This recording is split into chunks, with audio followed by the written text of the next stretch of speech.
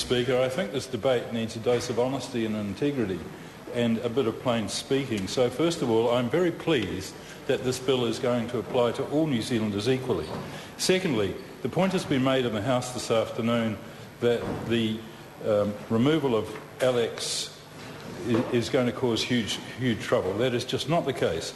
Alex's independent, evidence-based advisory function is retained within the new health promotion entity. Alcohol harm reduction programs will continue to be funded through a levy on alcohol consumption. You also said, in your somewhat fossilised view of the world, that mental health services were going to be reduced. Well, I can tell you they're not. The functions of the Mental Health Commission will continue to be performed by the Health and Disability Commission, and we have specifically provided for the role of Mental Health Commissioner within the Health Development Commission. Now, let's just go back a bit. Under the term of your government, for 9 years, public servant numbers increased by 50%. They increased by 1,800 public servants per year. You've got to keep in mind this is a country smaller than Australia. We've got 4 million people. We cannot afford an unlimited, non-capped public service. When we came to the last election, we said, number one, we're going to reduce taxes. Number two, we're going to simplify the RMA. Number three, we're going to get rid of bureaucracy and red tape.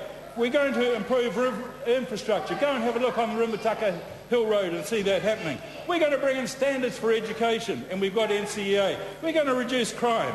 We're going to bring in broadband. Now, we have delivered those things, but still we must remove the overcapacity of our public service.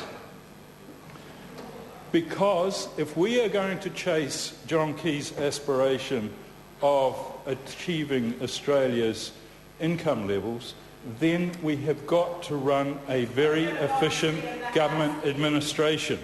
And the government is committed to improving the efficiency, the coordination and the quality of public services.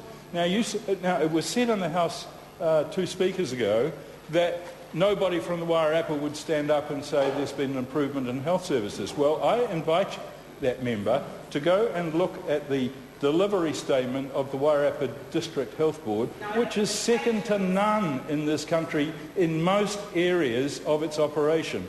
And certainly in 3 years, I have not had a person come into my constituency office in Masterton and say, I'm not getting health service delivery.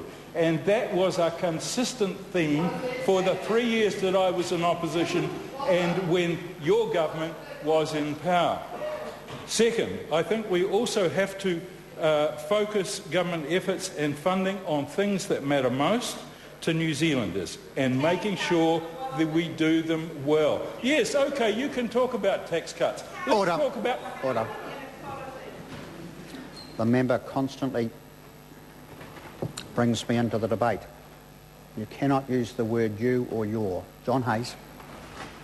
So let's review the question around capital gains tax. This was a tax that cost $70 million a year to collect, and in the last 12 months generated 1.7 million.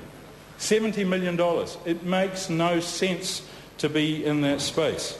So we're going to continue to streamline bureaucracy and focus on frontline services. And I particularly congratulate Tony Ryle and his people in the health sector for really doing that very well. This government has a very clear focus on efficiency, coordination and the quality of public services. As managers of the economy, as managers of people's taxes, we have a responsibility to the community to do that. Mr. Speaker, I thoroughly commend this first reading of this bill and its provisions to the House.